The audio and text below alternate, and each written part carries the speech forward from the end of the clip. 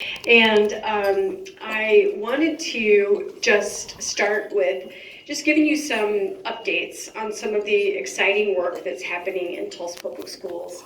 And then I wanted to open it up to you as well, because usually people who I'm having the chance to engage with have things on your mind. You've read something, you've seen something, you've heard something, you're wondering about, and I want to make sure that I'm available to you to know what you're interested in. And so I'm actually not even going to touch on some of the challenges initially. I'm going to let kind of see what you're curious about, because otherwise we'd be here for far too long. So I want to start with the great news, which actually I could spend a whole lot of time on those things too. So in spite of all the incredible challenges that we have had, for decades actually in Oklahoma, but certainly in, say the last 10 years, with the last 3 years being particularly challenging, great things are happening in Tulsa Public Schools. So not only are our test scores up, enrollment is up again, there are great things happening. We have more higher level coursework available to students than ever before. That's everything from concurrent enrollment with higher education to AP coursework and so forth. We have a number of different partnerships that have helped to make that happen. We've also continued to expand career and technical education, which is very different from the career and technical education from when we were in school, but it's still incredibly important for kids to really be able to get their hands into the learning. And one of the big goals that we have as a district right now, the leadership of our board, is to focus on making sure that our students have more real world experiences that are really connecting their learning to experiences that are meaningful and inspirational to them.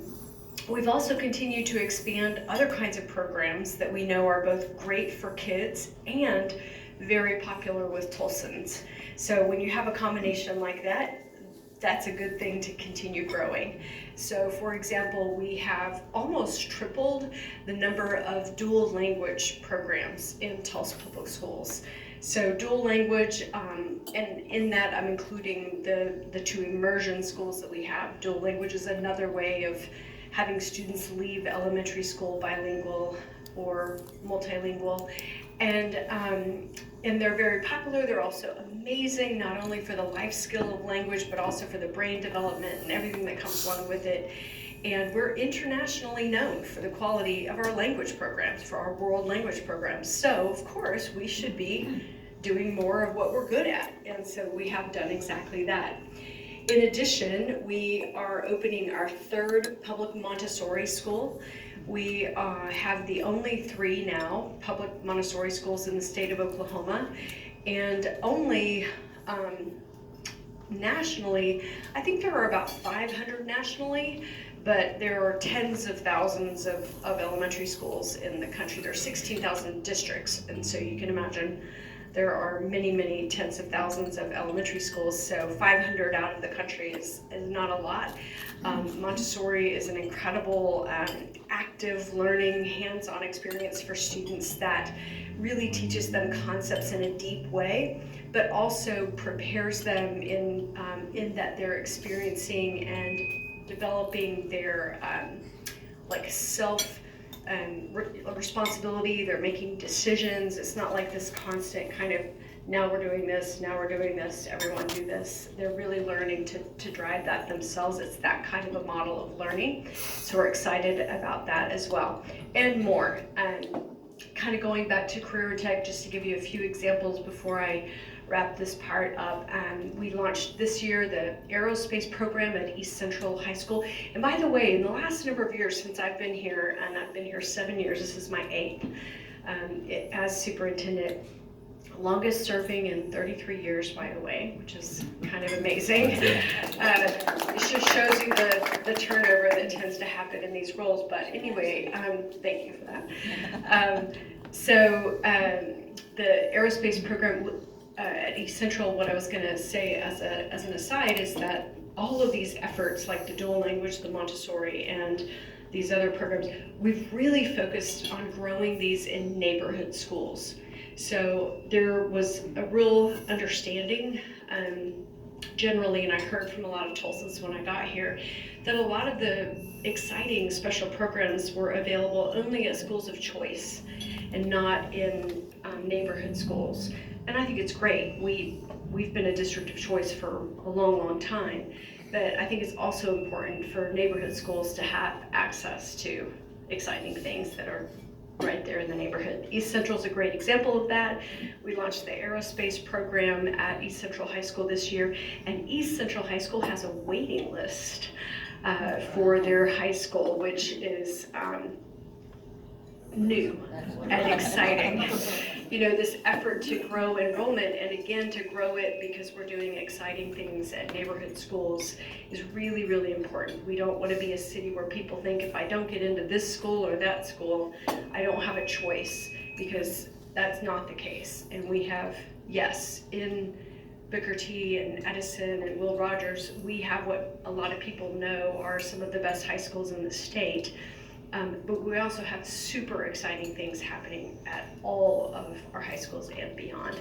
So that's important for people to know as well. We've really focused on that. So there's more, but I'll stop there because I really do want to make sure that we have the time together to dialogue. I want to hear what's on your mind, what you're worried about.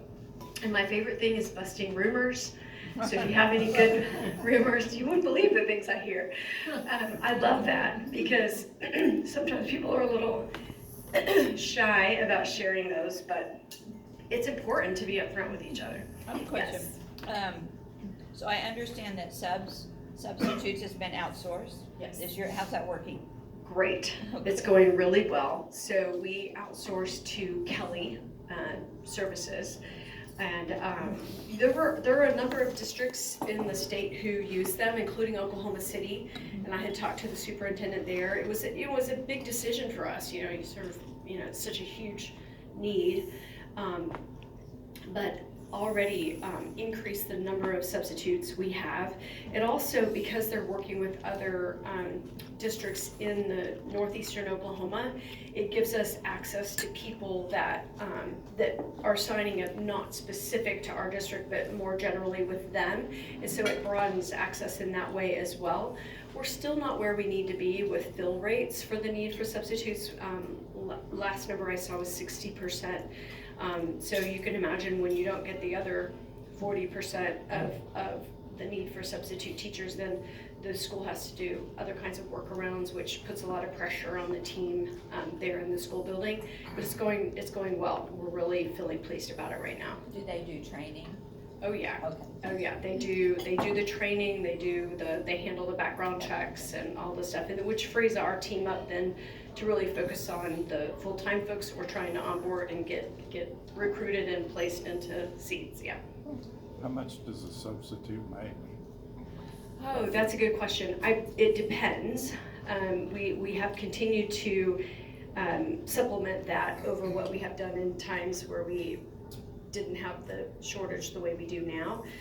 It depends on whether there's a high school diploma or some college and that kind of thing. And it depends on whether it's a sometimes thing or a long-term substitute teacher. I think generally speaking, I would believe it's $120 a day, but again, it does vary depending on the role. Is that a per diem type of rate for them, or is that like a salary? No, it's just based on you serve that day and So per diem. Yeah, and I think, Stan, thank you for the call out to help us out with that. I think the thing that's important for Tulsans to know is that it doesn't have to be a giant commitment. If you're someone who says, I could do a couple times a year, a couple times a month, once a week, whatever it is, there's a way in the way that you sign up that you can indicate that. If you only want to do a certain age level or a certain content area or a certain school, maybe the school you went to or the school your kids or grandkids go to, or whatever it is, that is completely something that can be managed, and it's really wonderful. I'm teaching first grade part-time right now, one of our critical vacancies with a small group of people from the district office. So I do usually 1 day a week. I've done 2 days one week, but it is wonderful, absolutely wonderful. I miss it very much, actually. Yeah. I've got a multi-part question for you. Yeah. As you drive south, it becomes obvious that financing school systems from district to district is very uneven. And with the transfer now, the ability of students to transfer from school to school or district to district, do you see the future legislative actions supporting a more even distribution of funds? And then I guess the follow-up to that, has that made TPS more competitive? It sounds like you guys are beginning some new programs that are exciting. Is that a result of that competition? Yeah, we're working hard at that. It is difficult. Honestly, the inequity in funding is mostly driven in Oklahoma by the failure for our state to provide the adequate adjustments for students with additional need. So it's been known for a long time that we do not fund what are called the weights for students who have additional needs. What that means is that you get a certain amount per student, and then if you have a student who has special learning needs, or a student who is an English language learner, or a student whose family is low income, there's an additional weight that comes along with it. So you get additional funding because of the recognition that there are additional needs that students have. And it doesn't even begin to cover the need. I mean, if you think about just students with special needs as an example, that ranges from kids with a learning disability, maybe needs some speech therapy, or a little extra time allowed for assignments or a test or something like that. That ranges from that all the way to students who have really, really significant medical needs. They might have a feeding tube, they might have other kinds of needs that require someone, maybe more than someone whose whole entire job is to support just that one student. So you can imagine that the per pupil doesn't cover that. So then that has to come from the other money that comes to the district for all the students. And so anyway, so Oklahoma, for a long time, it's been known that those weights have been more than 30 years out of date. And the most recent acknowledgement of that was this summer, when the legislature's own policy office released a report that once again said that those weights are out of date and they're inadequate.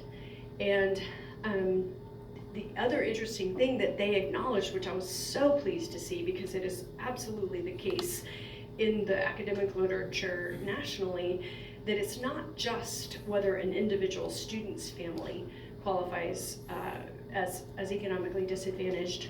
When you have concentrations of poverty in a school or a neighborhood, it exacerbates the situation. We know that all of our kids can achieve at high levels, but some of our students need more supports than others in order to be successful. And so the real inequity is in the lack of adequate support for those students in Oklahoma.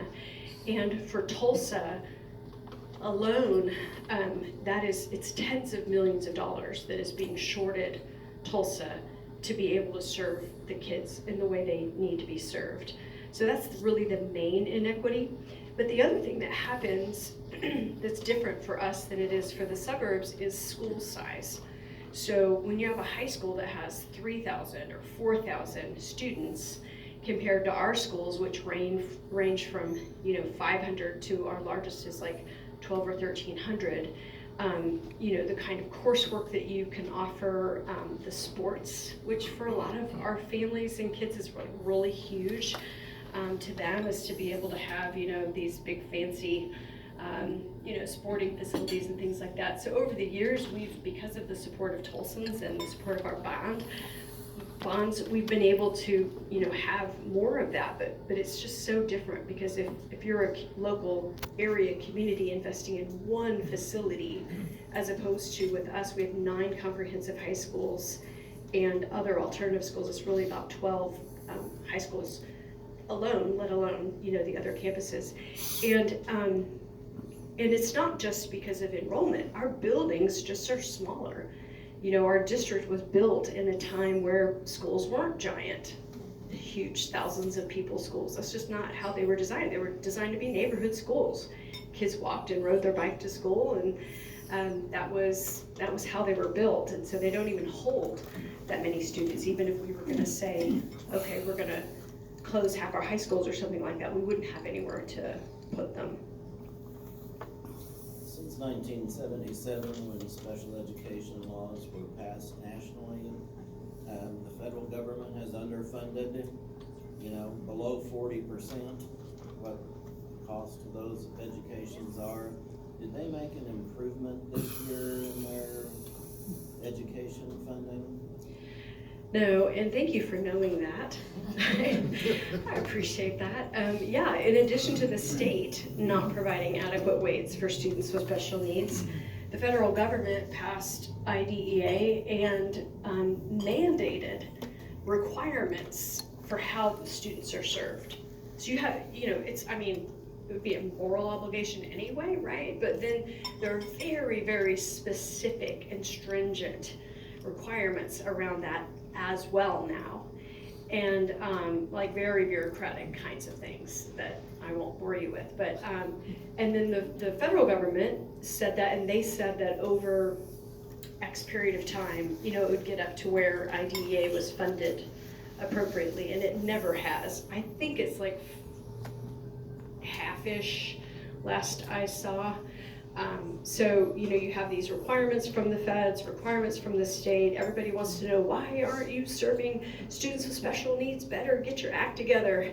And we're like, we are doing everything we can with the resources provided to us. We're, all the time trying to get better and get more efficient. And, it means too often consolidating programs where we'd really rather have students more served in their neighborhood school than we're able to often enough, because we just can't spread it out that much. Yeah. Well, first of all, I'd just like to thank you for holding the mothership together during a contentious time, and also the pandemic. That had to be a tremendous challenge for you. Yeah. My question is, under the proposed $5,000 they're talking about, is that enough to stem or stop the flow of losing so many teachers, do you think, or is that enough as an inducement on the hang around, so to speak? Yeah, so the state superintendent, Joy Hoffmeister, presented to the state board, who approved their proposed budget to the governor and the state legislature, and it included a $5,000 salary increase for teachers, and we would welcome that and celebrate it. To answer your question, no, it is not enough. To give you a little bit of perspective on that, Oklahoma's teacher shortage is decades long. I left Oklahoma, graduated from Tulsa Public Schools, went to OU, left OU to teach in Texas for the same reason that teachers do today. So I left because at the time the starting salary in Oklahoma was $15,000, and in Texas it was $21,000. That was a big difference to me. Well, it is far greater than that now. It's only gotten more and more significant, that gap. And so right now, our starting salary in Tulsa is $40,000, which is above the state, which I believe is $38,000. Starting salaries in many districts in Texas, including all the Dallas area districts, but also, other districts, Eckerd County, like all these districts, is $58,000 or $60,000 starting salary. Our teachers, not only is the starting salary different, but when you look at the salary schedule, like the most they could ever make, I haven't looked this year to make the comparison, but a few years ago, I compared that, and I would tell the story like you have two roommates, they graduate from college, one goes to teach in Texas, the other stays in Oklahoma, and it was like they would never make what their roommate made their first year of teaching with no experience and a bachelor's degree, compared to, I'm going to get a master's, I'm going to spend all these years getting better and better and better at what I do, and that's just really hard to compete with. I have not looked at this lately either, but a few years ago, the University of Oklahoma shared an anecdote that 100% or close to that number of their graduates from the College of Ed left the state. Couple of other data points on that. One is that in Oklahoma, and this is recent, in Oklahoma, the number of retirees, teachers who are retiring from the profession, is double the number of students graduating from preparation programs. Wow. And that's assuming a few things. That alone is troubling, right? But then on top of that, you add in that they're not all staying in Oklahoma when they graduate, first of all. Second of all, not everyone who leaves the profession is retiring. You have people who are choosing other careers, they're leaving the state, they're doing other things. And so it is at least that bad, and actually much more challenging than that. One more thing, Stan, on that is that sometimes people will see the news and they'll say, oh, I saw this teacher shortage is a national problem. I saw a story on, ABC or whatever. And I always remind them that the difference is that my colleagues across the country are seeking certified teachers. Oklahoma walked away from that years ago and now has thousands and thousands of teachers who are not certified, who are in classrooms, and many of them bring incredible gifts, and we're grateful for them, very grateful for them, but they need a lot of support to be successful, and that puts demands on the system.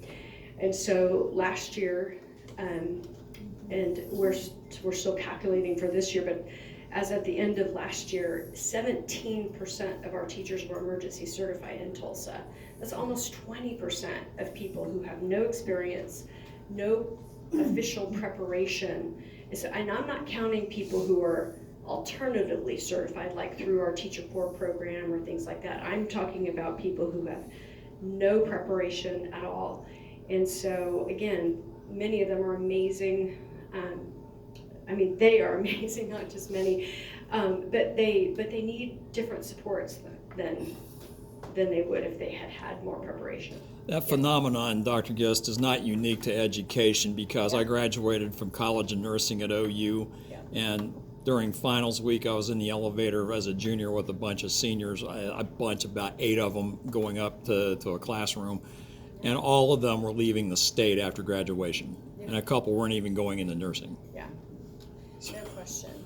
No question that it, and I met with the chamber executive committee yesterday, and I said, I realize that this staffing issue, this need for people, need for talent is not unique to us. Certainly it's not, but all of us depend on, whether we're business owners, retirees, parents, whoever we are, we depend on a quality public education system to have a thriving community. And if we fail to do that, which again, it has been going on for far, far too long, it is with generations of families who are struggling as a result of that. Could you give us, you always carried yourself, we were talking with you earlier with grace and everything that you've been through. Can you give us any advice for November? Well, first of all, thank you for that. I try. It can be really challenging. That everybody knows the sort of extreme nature of things today, and it's like this, almost like this competition of who can be the meanest, and it's not my nature, but I try. So thank you for saying that. I can't officially give you advice about that, but what I will say about it is that it's hugely important to vote, of course, to tell everyone to vote. I would encourage you to pay attention to the proposals that the candidates, both for state superintendent and for governor, have on their websites. It's pretty straightforward. They're not hiding the ball on things, so it's pretty straightforward where they stand on public education and what needs to happen in order for Oklahoma to fully thrive. I knew you couldn't answer it directly, but I knew you'd be able to give us some tips. This is officially an apolitical organization, so thank you, Dr. Gist. Besides more funding, what if you had a magic wand, what's the one thing, like at the state level, you'd like to see them do? Or, I mean, I feel like I try to be informed, but I'm really not. I mean, they've been talking about critical race theory. I don't even know what that is. I know you can't change the past. I mean, the past is the past, and we need to probably talk about it, acknowledge it. But and then I've heard some people at the state want to sabotage public education, and is that right? I mean, we need good public education. Not everyone can send their kids to private schools, nor should they. So That's all we gotta vote. I mean, I try to, Yeah. I mean, It's a lot. So let me touch on the first part of Okay. what you said, because if I had a magic wand, in addition to yes, and I'm not asking to be clear, for the moon. I'm not expecting for us to be, Massachusetts or, like that kind of thing.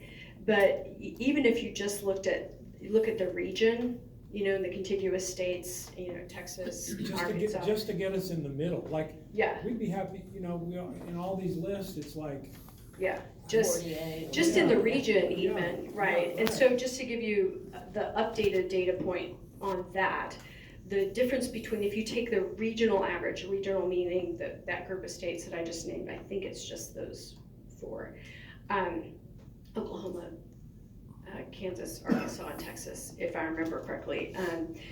If you just look at that and you take the average of those three, the Oklahoma difference between the average of those other states is about $1,800 a student, which for Tulsa alone is, if I'm remembering correctly, like $60 million.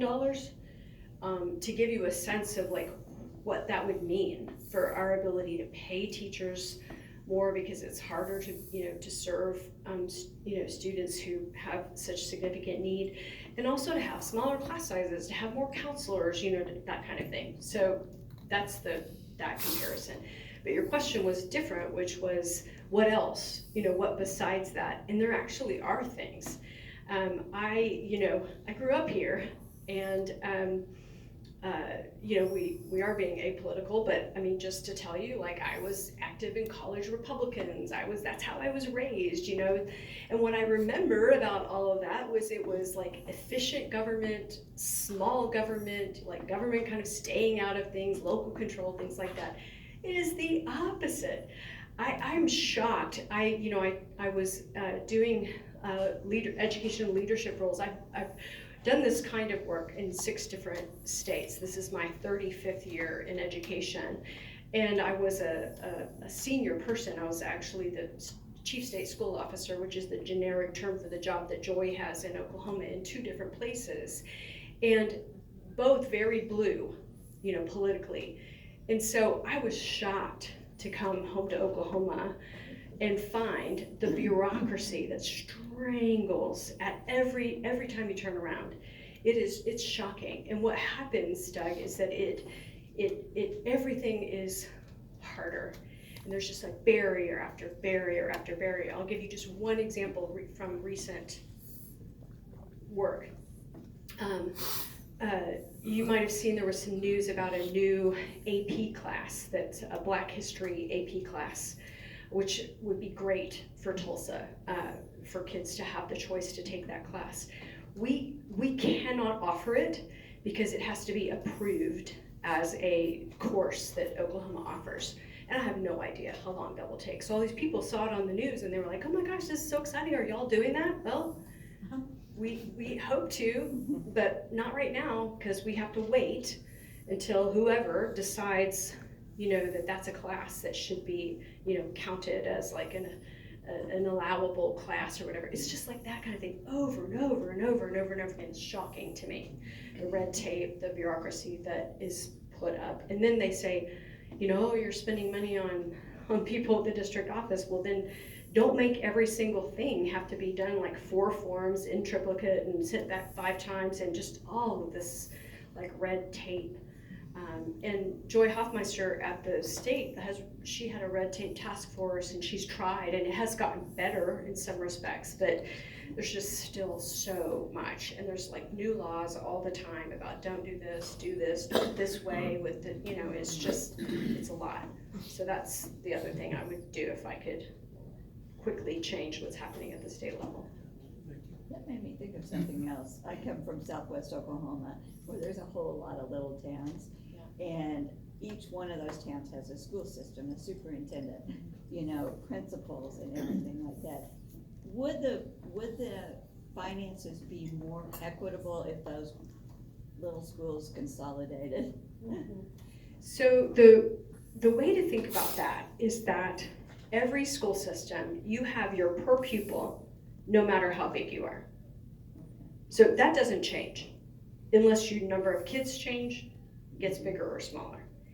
Now, if you had districts consolidate, they would be able to find economies of scale by that, doing that kind of thing differently and having people do different things. But the overall savings isn't huge, because when you think about it, I was this was like pre-COVID, years ago. I was going out and driving around the northeastern Oklahoma and meeting legislators. And I went to a district, I don't even remember the name of it, somewhere out far away, some town that I'd never been to. And he was a legislator, but also worked for the district or was on the school board, or I don't remember, some connection to the district. We were meeting at the school district, and it was in this like little prefab building, outside of the high school or whatever. And he was late because he was out driving the bus. This is a true story. I mean, I know people say that anecdotally all the time. It's literally true. He came in after he finished the bus route. And so the thing to think about is that, yes, they might have a superintendent, but that superintendent's probably also the principal.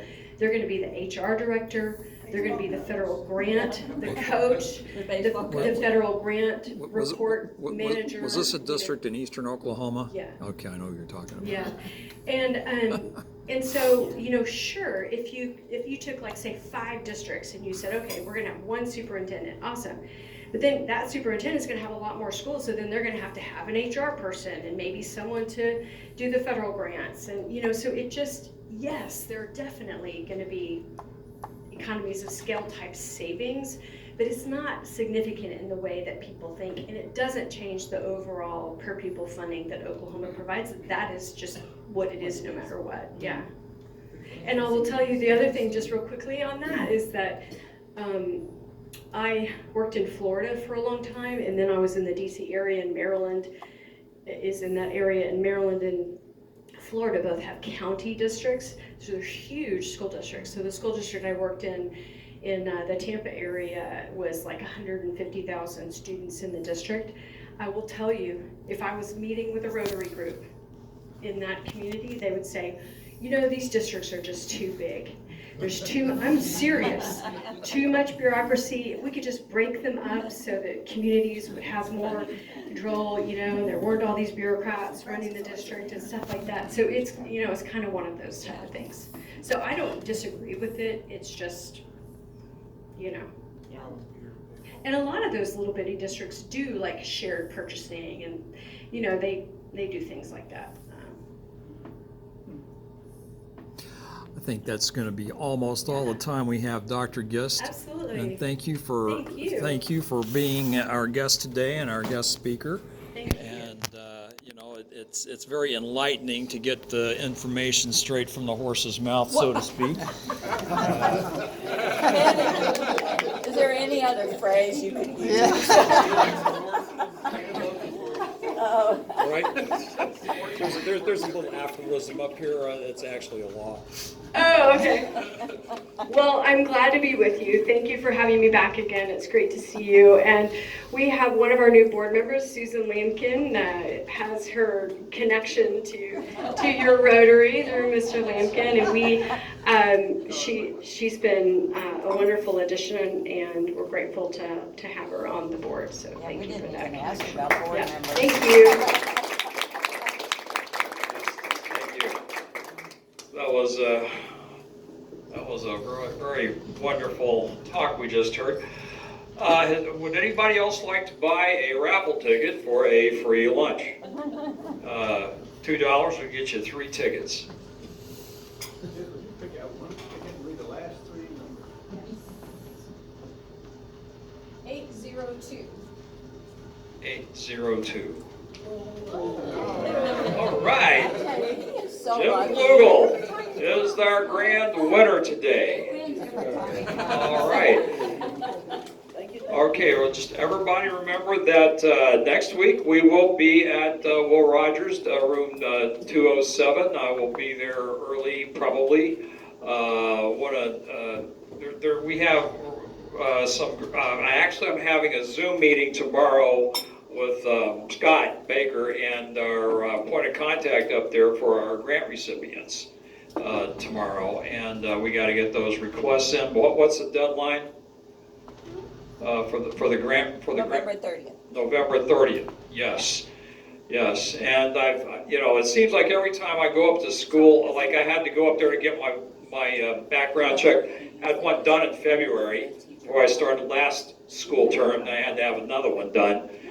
But every time I go interface with the faculty who's doing that, I stumble across another worthy possible grant. So we got the foreign exchange program person who's the point of contact with that is going to. I'm inviting her to the meeting, and that's going to be another one we could possibly do.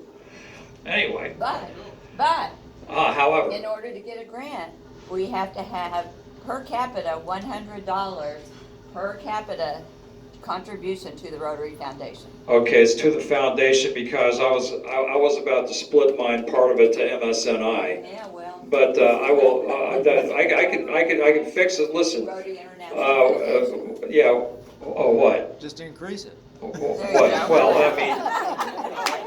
Yeah, for that I'm going to have to hawk my car if I do that. But no, seriously. Now, folks, and remember, what our district governor Kathy Webster said is the truth. It's not really about the money. It's about what the money can do. And I'll tell you, I have donated to a lot of things, a lot of causes, a lot of issues in my adult life, but this is the first one where I actually felt I was actually doing something that I can see, and we can. And I'm currently getting my own talk together to give to the club and others too about something something that evolved over time that I didn't see the results of for several years and finally did several decades later. But anyway, we're almost out of time, so why don't we all rise as we're able and recite the 4-way test. The 4-way test of things we think, say, or do. 1, is it the truth? 2, is it fair to all concerned? 3, will it build goodwill and better friendships? And 4, will it be beneficial to all concerned? And 5, Will it be fun? and 6, will anyone find out? Oh. Will anyone find out? Just like that, what's if they ever happen?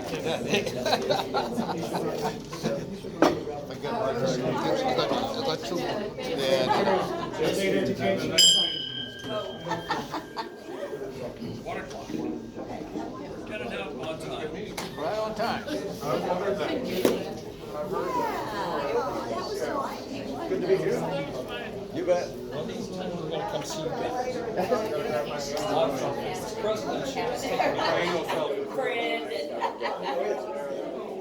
Not just physically, but Well, that's really unique. I mean, you must have a large, very large meeting. In the basement of the